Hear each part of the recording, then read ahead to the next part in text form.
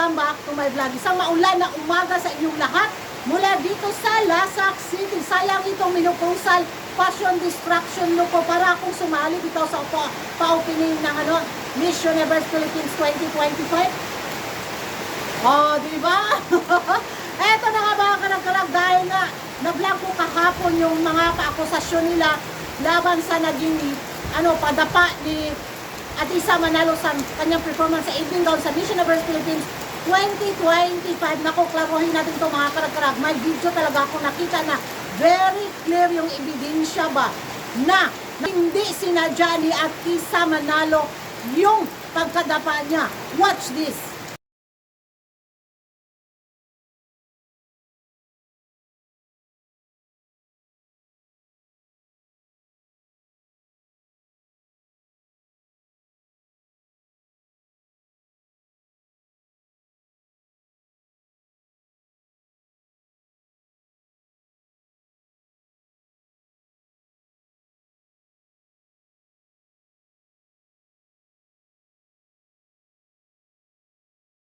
So yan ang mga karag-karag, klaro as in crystal clear water.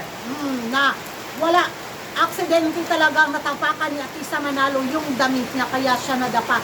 Yung mga akusasyon, yung mga nila bitaw, intriga galore na sinadya ni Atisa Manalo, okay, tahimik na.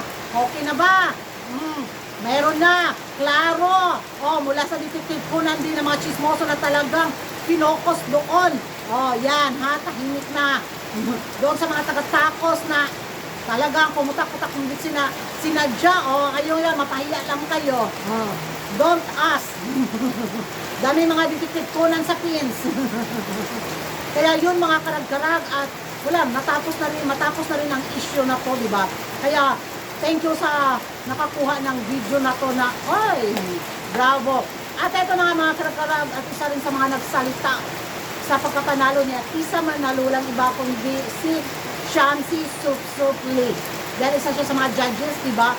So, pinaliwanag ni Madam Shamsi kung bakit siya nanalo sa Miss Universe Philippines 2025 si Atisa Manalo. Very clear din yung explanation ni Madam Shamsi Sup mga karag-karag. Watch this.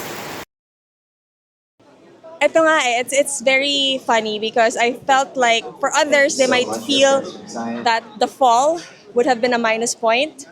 But actually, it was a plus point for me. It's not because she fell, but how she stood and how she remained calm.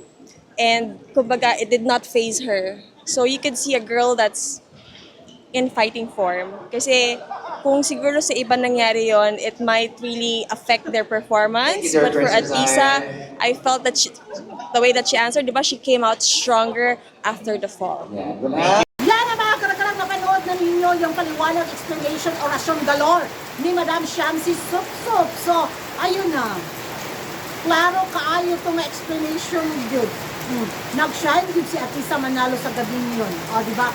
At yung pagkadapa niya, nako, dagdag puntos yun. The drama effect. The winning glow.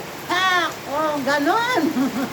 Kaya I'm so happy at sana maliwanagan na yung mga bitaw hindi makatanggap sa resulta sa pagkapanalo ni Atisa Manalo sa Miss Universe Philippines 2025. Sabihin man nila na niluto ang laban ni Mama J, na naghintay lang talaga ng tamang timing si Mama J para ibigay kay Atisa Manalo yung corona. At ito na nga yung time na yun, so siguro naman nakita naman natin na nag-perform din naman si Atisa Manalo ng bongga sa Miss Universe Philippines 2025, diba? So, yan ang mga karag-karag, ang mga latest pa-ending para sa mga kontrobersiyang pinag-uusapan sa social media. Comment down below kung ano yung magiging reaction ng mga karag-karag, and thank you for watching. See you in my next vlog. And don't forget to like and subscribe for Agang Karag and hit the notification bell para updated kayo sa mga latest kaganapan sa mundo ng beauty pageant. And bye-bye!